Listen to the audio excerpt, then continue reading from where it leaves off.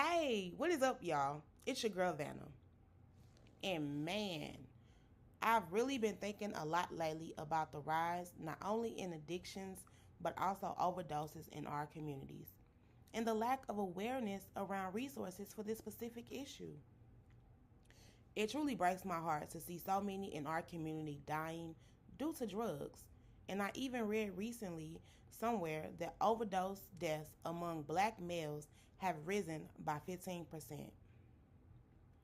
Then also having my own personal experiences and witnessing others close to me experience the effects of having a loved one facing addiction, I just felt I needed to link up with my girl Nicole, executive director at Prevent Ed. Because when I say they are doing the work, they are doing that. Not only do they lead the conversation on alcohol and other drugs, their work is preventing the harms of alcohol and other drug use through education, intervention, and advocacy.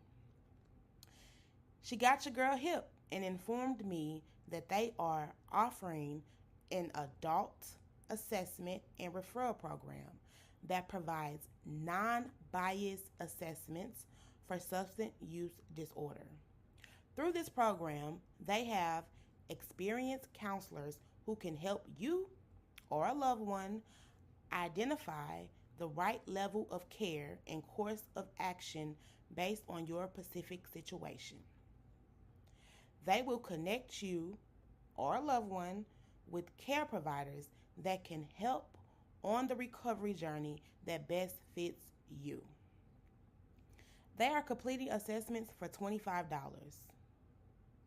But hey, if you're struggling like most and your funds are low, they have scholarship funding available to help. Sounds like something you need to tap into? Go on over there and hit them up at 314-962-3456. Or you can email info at prevented.org and let them know you heard about their adult assessment and referral program from your girl Vanna at the Hood Talks podcast. But y'all know your girl, right? And I gotta say this one last thing, which really hits for me, and that is as a large nonprofit, Prevent Ed is also putting in that racial equity work. They're working to become an anti racist organization. You don't believe me? Well, go on over to their website at prevented.org to check them out. And please share this resource, y'all. You just never know who you can help. Hey, what is up, y'all? It's your girl Vanna, and man, another episode of the Hood Hills is coming at you right now.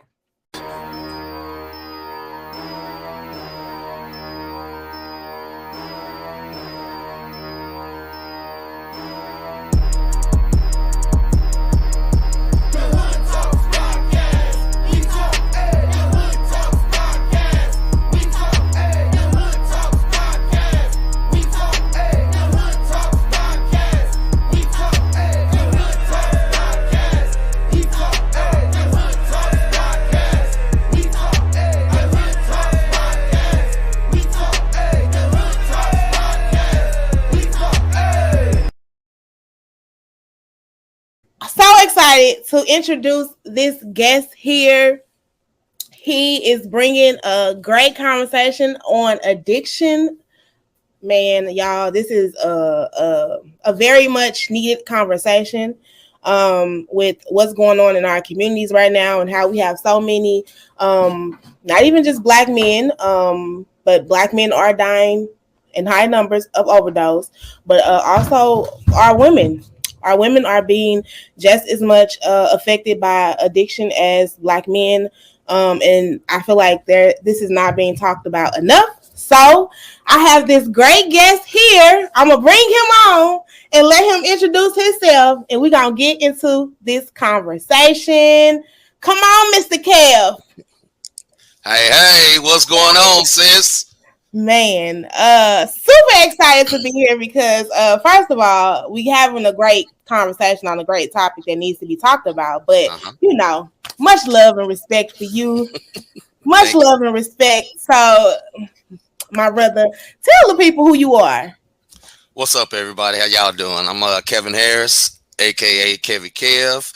First off, I'd like to give God honor. I want to give honor to the Oprah Winfrey of podcasting right here, Miss Savannah. Much love to you, sis. Thank you Thank for you. having me on here. Thank you. Um, so let's get a little bit into me. I am 50 years old. I'm married. I have a 13-year-old son. Um, I foster a 2-year-old nephew about to be adopted with my wife. Is my wife's nephew. So Oh. yes, I have a little heart somewhere up in there, you know. I know you be trying to act like you ice cold and all. Yeah, you know, I'm kind of tough, but I got a little dude, you know. So, with me, I work as an STD counselor at Eastside Health District. Also, I advocate for people in recovery, and what I do, I just try to help people who are addicted, recovering per se, or anything in that fashion that's dealing with substance abuse, alcohol, drugs, and just try to help them to realize that, you know, you are not alone. I'm also a deacon at my church, Zion Temple, BCM in O'Fallon, Illinois, where my, yes, O'Fallon, Illinois, where my pastor, Mauricia Drake Dixon, is the pastor, and she is phenomenal, and she has helped me within the 5 years I've been there. But I want to dive into letting people know that just because I am a deacon in church, is that I still have those same problems, those same addiction Mm, problems. And mm. I'll get into a little bit more on that. I've been sober 10 years this year, sister. Yes. Yes, Yes. on Christmas. So Okay. it'll be 10 years for me, but every day is a daily battle. And, you know, I just try to live every day, you know, just like we say in recovery, one day at a time. So, Yes, that is my motto, baby. One day at a time. That's how yes, we gotta ma'am. take it. One day at a time. So let's get into this conversation a little bit, starting off with addiction. What is an addiction? Well, I mean, you know, if you look at that Google that I hate, you know, it'll tell you one thing. You look at YouTube, it'll tell you another one. Right. But I think addiction for a lot of people is different. You know, you Mhm. can be addicted to anything, and if you enjoy it, you're going to keep doing it. Now, when it becomes an addiction, you start abusing what you love. And that's the Mm, part about alcohol for me that I did. I abused alcohol, which, you know, came with the addictions and everything within that umbrella. mm. So it becomes an addiction when it's being abused. Yes. So something that you seek no matter what it brings you. So like instead of seeking, wanting to like all your money go to drinking or all your money goes to smoking or anything you do it because of that addiction, right? Yep. Exactly. For me with alcohol, like I said, I abused alcohol. And it was fun at first. But then with me being a DJ in the clubs, I that rush, you know, just that Mm, getting drunk just to get drunk, you know, and mm, then it helped with, you know, depression and stress and everything that was in my world that was surrounding me. Alcohol just actually helped. And it just went to a point to where I just started. I mean, man, I would be drunk like in the morning, in the afternoon, and mm. in at night before I went to sleep. Wow. Wow. So living just to do that thing, whatever Yes, that ma'am. thing is. Yes, ma'am. Whew, man, and talk about you said but a lot of people we have things that we are addicted to. Social media Yes, can yes. A be lot of very much addictive. kids. A lot of kids. A Yes, lot of kids this generation, no yes, disrespect to them, but they are addicted to just pressing absolutely. enter. Yes, yes. I think even like being sometimes like a pimp or something like that, like drug. Oh God, what do they call them? Drug That addicts, drug dealers. Look, I couldn't drug even get dealers. that out. Yes, drug dealers. I Yes, think they get addicted to because, like you said, the rush of the fast money that yes, comes yes. in. That's addictive. Like I want the money fast. I need it Right. fast. And So that who wouldn't want the money fast? And you don't have to pay taxes to the government. Come on now. hey, it is what it is. I mean, it is what it is. I don't know what else to say on that. No, it's right. It's fast, and you don't have to pay taxes. It's like what it do, what it do. There you go. Yeah. So just a lot of things that you can be, of course, like you said, addicted to. And that was some of the things that I just wanted to, shed light on. That it's not only drugs and alcohol, but there's are things in life. Food can be an addiction. Sugar. Right. I ain't gonna even. Right. So yeah, we ain't gonna speak on Yeah, that. we ain't got to see that one. Pray from y'all, but yeah. Let's pray. Those are things that are also, can be very much addictive. So talk about. We now know what this is, addiction. What do we do? Like, how do we help someone? How do we get help? What do we do to help with if we find out and we like, okay, I know I'm addicted. I need to do something. Well, I mean, first, in order for anyone to get help, they have to admit that they have a problem. That's the first thing. And for me, just for me, it took me a while to realize that I was an alcoholic because I Mhm. grew up in clubs. You know, my bio dad was a security guard and a bartender. His mom was a singer. My Oh. mom was a socialite. My granddaddy was, in the bars and everything. So I come from it. So I didn't think it was a problem because, that was the way we grew up, Mhm. at 5 years old, we had our first drink. People don't believe me. Yeah. In our family, we had our first drink at 5 years old. Yeah, I know. I'm scarred. Wait a but minute. but here, here's That's the thing. And a lot of people who are watching this, who are around my age, can attest to this, that when, really. when you were younger, they gave you beer because they said it kept the worms away. I was like, really? Yeah, it's old school right there, girl. I'm That, telling I you. was like, what's the worm? Wait a minute. Right, right. We at home in the bed looking for worms and stuff. Like, I need some beer. I need some beer. Get these worms off. Now I ain't heard that. That definitely got to be old school. Okay, like And I've heard giving them maybe like a taste of it early on. They won't want it later, but not to keep the worms away. I, Okay, now. I don't know, but that's just what they told us. So anyway, Little too fancy. Okay, all right now. so I mean, as I grew up, just like any kid, trying to smoke weed and all of that stuff, but for my outlet, alcohol was it. So when I did get drunk at times, I would get laced with drinks and didn't even know it. Because I had a habit. Yeah, I had a habit of thinking that everybody was my friend. Mm, So you know how you leave your drink on the bar and say, "Hey, I'm gonna run to the bathroom real quick." yeah. I had a problem with that because beer make you go. It make you keep going. And I had a habit of going too much. So I guess some people sometimes paid attention, and most of the time I would wake up in the morning with a pocket full of money. Sometimes half of the money what I knew before I got drunk the night before, how much I had in my pocket, Yeah. and I would end up in places that I thought was safe, Mm, and they really weren't. It was like catching a cab, catching three buses back home to Brooklyn. It's like really. So for me, it was like I had to come to terms that look, dude, you got a problem, yeah. and Yeah. that's the first step of what in recovery is to admitting you have a problem, and Yeah. also in AA, we were powerless over alcohol, that our lives have become unmanageable. So the first step for me was hard. After admitting that I did have a problem, it took a while for me to seek help. You know, Mm, see, I, as a man, as a black man, Come on now, yeah, let's get to it. Let me be King Petty. As a black man, my pride was in the way a whole lot. You know. mm, Now I don't know this about every man of whatever color you are, but for a man, period, my pride was in the way. And my son was 4 years old. Four. He'll be 14 now. He was 4 years old when I got sober.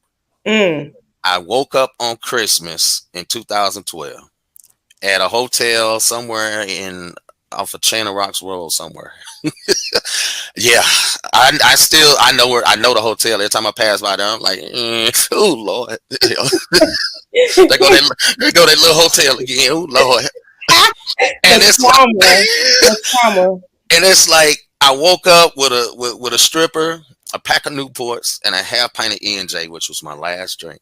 And I looked around and I said, "Wow," because I had DJed the night before, and I said, looked around Mm, and was like, "Wow, it's Christmas morning." And I'm looking at mm. him. I say, "Look, you got to go. We got to go. You got to go. Let's go. Let's go." I say, "I'm done.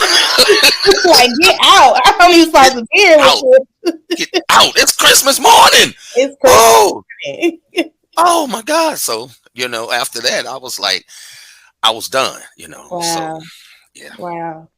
A half pint of E&J and a stripper. Yeah. He Pack said of that was it. Newports. And the pack of the and that Oh, was. Hey, sometimes it takes the smallest things to get us to realize that we got to get it together. And it's Christmas, and you should probably be waking up to your son right now. exactly. Mm, Well, 10 years later, look at you. T- yeah. 10 years later, sis, I have to say, really, it is every day I think about drinking. I'm not Mm. gonna lie, and it's what Keep my it real and raw on the Hood it's Talk podcast. This is not. We do this because, and one thing I want to give you all of your flowers for is you come into a space and you're being honest. This is going to impact somebody else. Nobody in this world is perfect. Not even me. I say it all the time. I'm still in my healing process. Okay. Don't get it twisted. I am right, still in that because every day is a process. Like you said, one day at a time. To admit that we have it all together and that everything is all good and flowers every day and it ain't hard, that would be bogus. That would be right, bogus. right. And so Even you admitting that it is not easy, but you choosing every day to say no to that because you know it's no good for you. and that's the key right there. I choose. I You didn't choose. let I didn't let you me me choose. You chose. Yes. You chose it and you chose. Yes. Even 10 years later, it's just still it's not hard, but it's not easy too because like I say, I still have those moments and I still have what we call those dry drunk habits. Hmm. Teach And I what had to is that? Get us here to that because I ain't never heard of that. the dry drunk habits is you still doing the same stuff you did when you were drinking. You Hmm. just sober. Now the key is that it's hard to it's hard to kick those habits. It's very Hmm. hard because you're so used to doing it. For instance, I just came from out of town and Mm-hmm. went to Chicago for ministry, uh, kind of a ministry retreat marketplace. It's kind of like ministry and business together. Okay. Now, to have fun around, and I won't, and I'm not, hopefully, I'm not offending anybody. To have fun around those people was very hard for me. Really? And the liquor store right down the street. You know Oh. what I'm saying? I'm away from home at a hotel, double treat by Hilton for 3 nights. Nice hotel. Nice hotel. You Yeah. know, I went to the bar and ordered coffee. That was three Mm. fifty. It was a lot cheaper than some drinks. I tell you that. Woo! Exactly. Woo! So you're saving Exactly. money. You're saving money now. I'm Come on. saving money, but at But the same time, it's I get like it. those thoughts they keep going. And I Yeah. tell people I think about drinking every day, but the thought is still there, but the desire to do it is gone. Oh wow, that makes sense. That makes a lot of sense. You think about it, Hmm. but you don't do it because you don't have the desire to anymore. Mm. Because your So mind, I think it would be our subconscious, right? It's like, this is what we should be doing. Why you not picking this up? Why you not doing that? But you yes, and your conscious mind and your heart is like, no, we ain't doing that. yes, yes. Mm. I just don't. I mean, it's a mind thing, like you said. It's a mind thing, and you have to have a strong will. If your Ooh. will isn't strong, you will go right back to it. I Mm. did that one time because I relapsed. Mm. When I went back, it was the worst thing I could have did. You know. Something that triggered you. Yes, yes, yes. You have Yeah. to watch your triggers. You have to. Ooh, you have to learn your triggers. Yes, yes. Because a lot of people don't know really what, people can say, "Oh, that don't I don't get mad at that. That don't make me mad." Like a man, okay. Let me use a man. Us. Some men say they're not jealous. Mm. Really? He Okay. said, really? Yeah, really. Let me be petty again. And do like my pastor say, and do you notice? You say you not, but let Mm. this one dude that you know what kind of dude she like, and Come you know on. you ain't that dude, and you know what kind of dude she like, walk past y'all. Gonna feel a little some type of way, He huh? gonna feel he gonna feel real little. Oh, that's jealousy. That's Hey, but you say you don't get jealous, pimp. Come on now. I You said that. think that's because y'all. I'm not gonna say all y'all. Let me Right, not. I'm not right. gonna say all y'all, but I feel like a lot of men, Hmm. especially black men, do Hmm. not are not in tune with their emotions and feelings. And that's a big problem that's in the black community. Is And that I wonder this is what is leading a lot of them to addictions, maybe because they're uh trying to get away from the pain. well, I mean that's a yes or a no. Okay. Yes, to get away from the pain. Then, like I said before, the pride, and Mm, then we have to change the mentality of our thinking, you know. Um, until we start changing that mentality, which is a process, it's not going to happen overnight. it's not. You know, Yeah. recovery is a process. It's a lifelong journey. Mm, It's not something you graduate from. There's no commencement service. There's no cap and gown. There's no band playing processional and all this stuff. You know what I'm saying? You ain't gonna watch little Ray J in the band at his first recital. This thanks. it's not gonna happen. So you have to keep going. So with us black men, our pride gets in the way, and then we worry about what other people think about us. If we feel emotional, or I mean, if we get emotional, like for me, and most people say, they don't do signs and all this stuff. I'm a Cancer. Now, Cancer signs are sensitive. They call us the crybabies.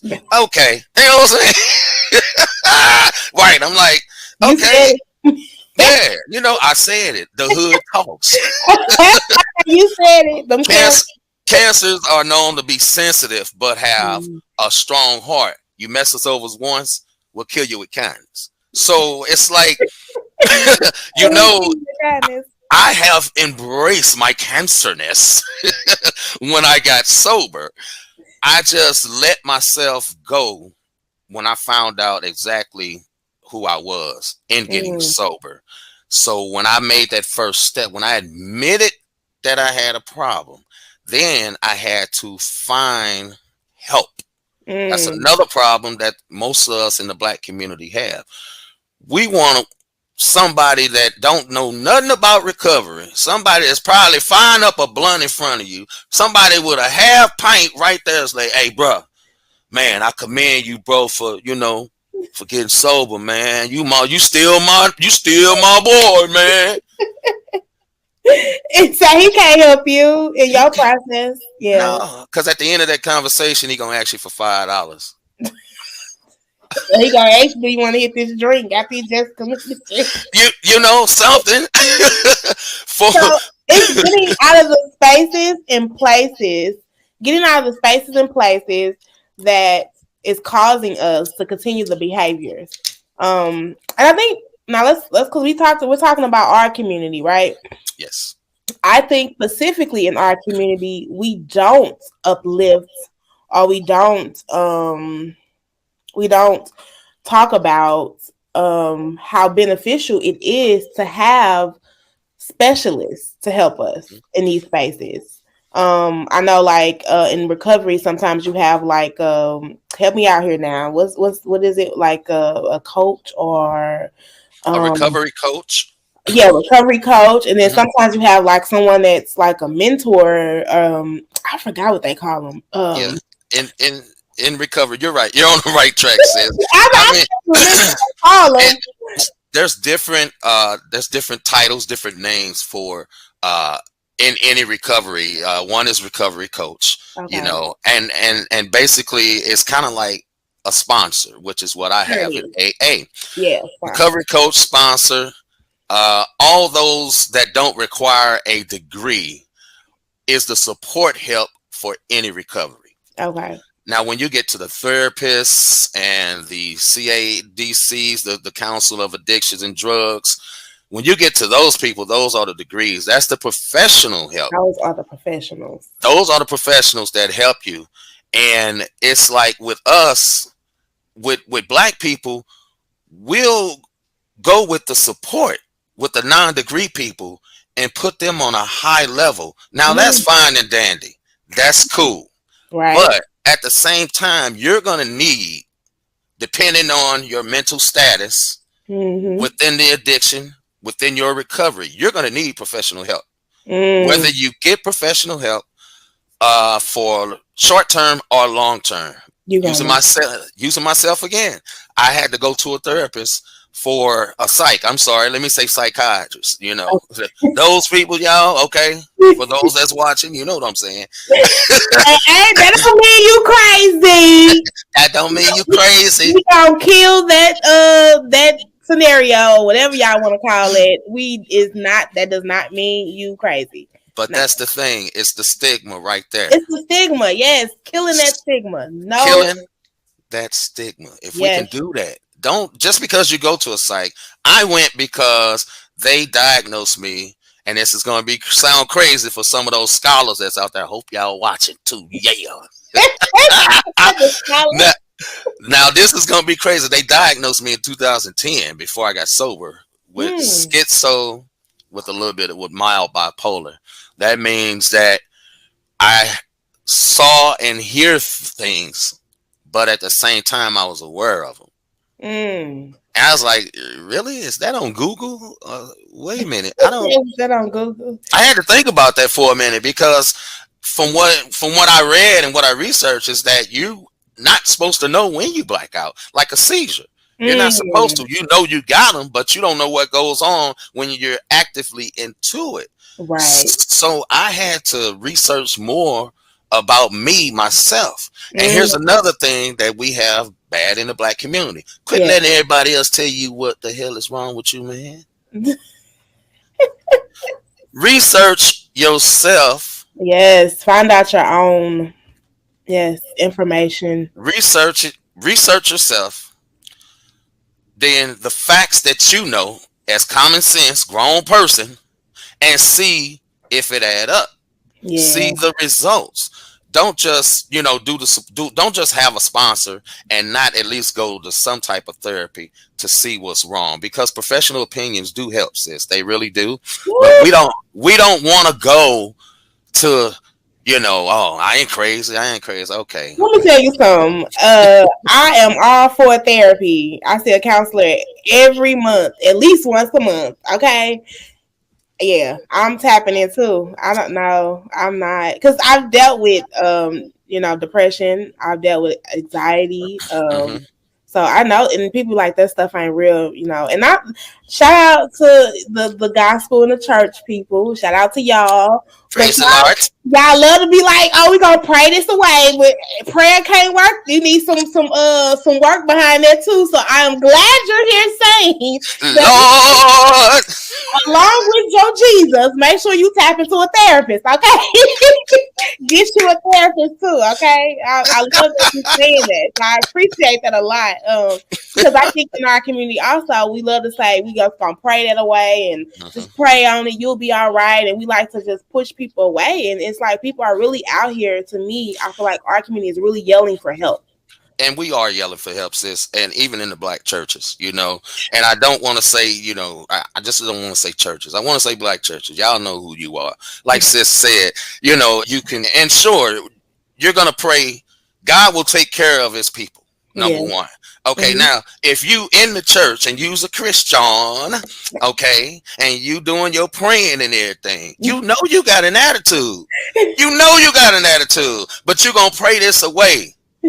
The Say Lord is not going to bless you if you still got that same attitude. You're going to have to try to change, and that's the part where people don't want to do. yeah. We are scared of the process. Ooh. We want some right then and there. And it doesn't happen that way. It doesn't happen, So once again, the stigma, we have to change the stigma by Yes. changing our minds. Once Yeah. we change our minds, we could start helping each other. I know what works for me. And see, a Yeah. lot of us blacks, we don't know what works for us. We don't know when we get mad. We don't know, what to do, Well, especially men. yeah. First thing with men is that what we want to hit some. So there Just be goes angry. the Yep. angry black man right there. Yeah, I think that's a stereotype that we get to black women and black people. Period. It's like when you get angry, because we've never been able to really get the opportunity to express our emotions. Right? If you were happy, you got looked at because why you happy? What you over there planning from your master? If you Hmm. was mad or angry, you have no right to be angry or mad. So we never got to express any of our true emotions, so I think over generations and generations and generations, we just pass down that, you just let it Right. stay and just keep on going and just Well, keep pushing. And well, now that's a we're popping off. well, Like, that's a good point, and you made a good point. And when you said generations and generations, well, here's the thing: somebody like me and you, and anybody on here that's looking, if you have that generational curse, yes. stop it. Stop it right here. This is your chance. If Yes. this can't help you, if my sister can't help you, if I can't help you, find somebody who can. Let's stop the generational curse now, because I definitely stopped mine. You know, Yes. and my son, he is just sitting up there. He wants to be like daddy. And I Yes. said, okay, that's fine, And I told him, I said, but I'm a piece of work. He told me, he said, I know, daddy. He know I got a lot of work to do. Yeah. But that's my kryptonite, sis. But that's also genuine. And that also goes to show that our children, that we are also human and flawed. And that we do as humans make mistakes as well. So we're not perfect.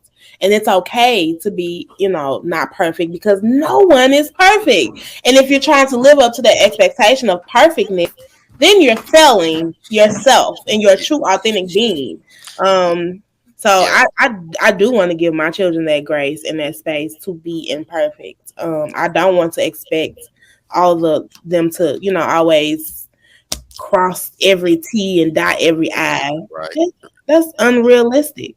Right. And we have to give, these kids now, when my son being, he'll be 14, you have to give them realistic talk, realistic goals. You have to, like my son told me, he was like, he likes gaming. I said, okay, you like gaming. I told him, I said, look, it's good to be the employee, but it's better to be the boss. Mm, So if you want a game, why don't you invent one? He yes. say, well, what will I invent? I don't know. I say, think about it. I say, you're smart. You my son. You smart enough to think. Go ahead and think about it, and Daddy will help you. Yeah. So I try to give him more realistic stuff that I I've been through than give him the fake stuff that I was exposed to. Mm, yeah. So My son, like I say once again, is was my big motivation for me being who I am today. Yeah, that's No, real. That is so real. And that's important. I think going back to addictions, I think a lot of them who are addicted and fighting addiction right now um, probably has never had the space to be imperfect. and that's good that you said that because that's what they're looking for. They're Mm, looking for that space. And in the black community, we see that there's not a space for it. So what do? We create the hood talks and we bring the space to them. yes, yes, because we're worth it. Yes, we are. We are worth it. We are worth it. We. Yes, we. I'm saying we because we are worth it, and I agree. We don't have enough spaces to indulge in these real and raw conversations. Um, we don't have enough spaces that's showing people that they're not alone. It's people just like them, everyday people out here every day. That's Right. like you said, taking it one day at a time. Yes, yes. We just have to create the spaces to bring the people. Mm-hmm. We have to go out to the white neighborhoods to get help for Mm, our people. So once again, here comes the stigma that they see. Oh, okay, all of us are crazy. We got mental illness. We got this. No, everybody don't have no mental illness. Everybody has some mental health issues. There's a yeah, difference, that's a different. Yeah. and that's the thing. We don't know the difference between mental health and mental illness because they told us something else, So Yeah. we believe it. And Yeah. as long as our insurance company is paying for it and giving us our pills, we cool. No, they're giving us our pills. And but I think let's talk about that though, because I think that's just some that's touching on some real ish. Because I think sometimes right, the first thing we do get diagnosed is medication, but no one is addressing the things that can help long term, which is healthy food access. Right, right. Okay. We talk about toxic stress that the black community alone has to deal with when we talk about racism and bias, Hmm. having to deal with that. Talking about access to proper exercise that can help your mental health. But we think Hmm. about that, our community is working longer shifts and has families and don't have support to even be able to sometimes incorporate proper exercise into their schedule. So you got to think about that. Some of us don't even have living environments that Hmm. are healthy. Right, Okay, we talk right, about some of us don't even have a space to sleep in, right, or like we can't go outside and walk because you right, heard gun violence and shooting. It's right, crime. It's our neighborhoods are in high crime neighborhoods. right. So you think about these things and you tell people, oh well, you're dealing with a mental illness issue and you just want to prescribe a pill. How about we address those other underlying issues first and see Right, how that makes an impact? right, And that's where we're talking about really true healing in our communities, and we if we start there, I believe. right, right. Because we do need all of that. We do need it Basically, because. that is a basic necessity of life, I believe. But here's the thing: for a long time, for a long time, we didn't know that We did it. We still don't know because that. we still don't know that exactly. We still don't know Like you said, we need that those resources. That's that. where they come in. The resources for us is never for us or never from us. Woo. It's from somebody else. The resources that we have in our communities, it most of them, and I'll step on some toes because I'm petty. Most of the resources we got in our communities is for the people in our community just to line their pockets with. That's Woo. why they never give us nothing. You go to any white neighborhood, you look at it like this: opiates. Opiates is big in white communities. Okay. Mm, they- Now, when you look on the news and you see or read the newspaper or read damn Google, whichever one that suffice, you see somebody that overdosed on opiates or meth or something like that. Mm-hmm. When something happens to their people, that's when they got money for something. That's when they got programs for it. That's so many opiates programs, sis. It's a shame. You know, But also those opiate programs ain't helpful or beneficial to the Black community because can't nobody pay for them. Let me like. that's number one. Number two, Black people don't do opiates. We do crack and weed. Well, we are now dying of high numbers of opiates. Our younger Why? generation. Why? Why? Because they're glamourifying it. They're glamourifying it. It is happening in our community now. And so I say we do need to maybe address and figure out how we can impact that. Because it is happening in high numbers. And here's the thing.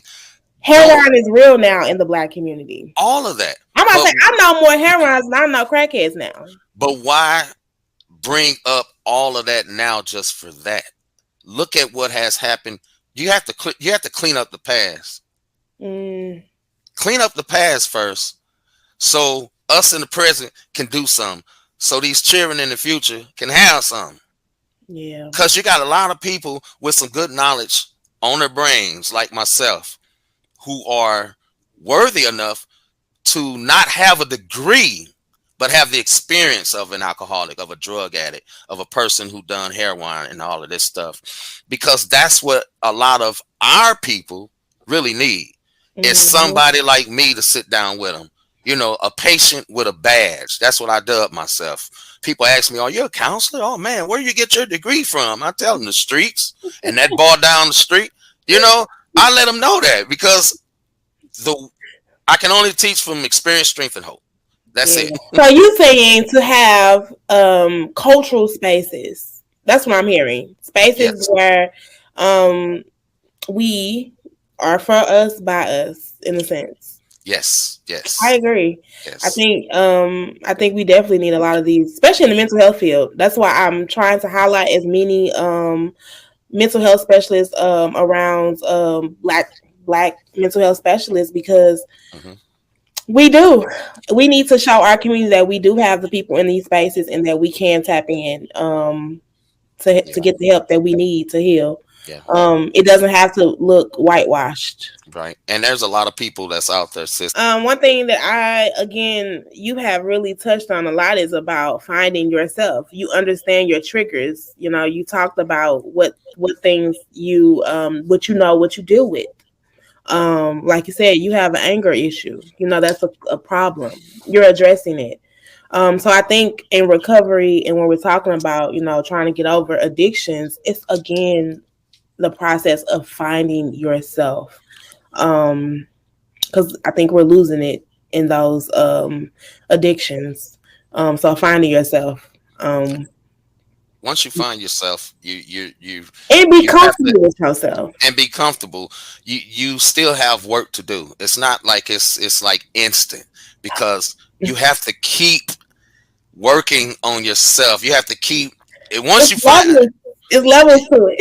Yeah, you got it's levels, but you never graduate. Now remember that, y'all. Remember I said you never graduate. No. You just keep growing and learning.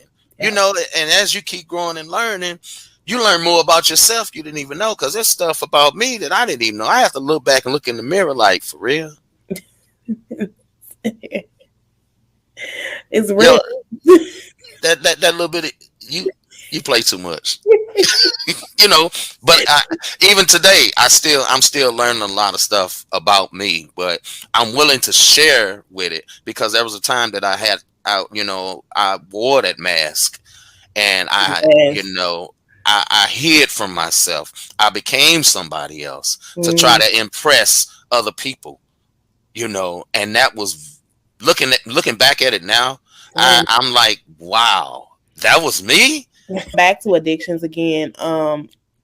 Having support people who are going to allow you to be yourself, and being around family members or friends or loved ones who can support you in that process of letting you be yourself, being your authentic self. That's you have to change three things. And Anybody knows this who suffered with anything, depression or whatever. You have to change people, places, and things. Mm. People is a big thing. You can't hang around some of the same folk now. You know they still drinking. You know they still smoking. Until you get yourself together, stay away from that crowd. Because Mm. even now, I haven't DJ'd in like since I've been sober, sis. Mm. The second year I got sober, right around the second year, I had to get out the clubs. I Yeah. haven't been around that area, but I do have family members. I got friends, a couple of Mm. associates and people who still do what they do, but they Right. know I don't.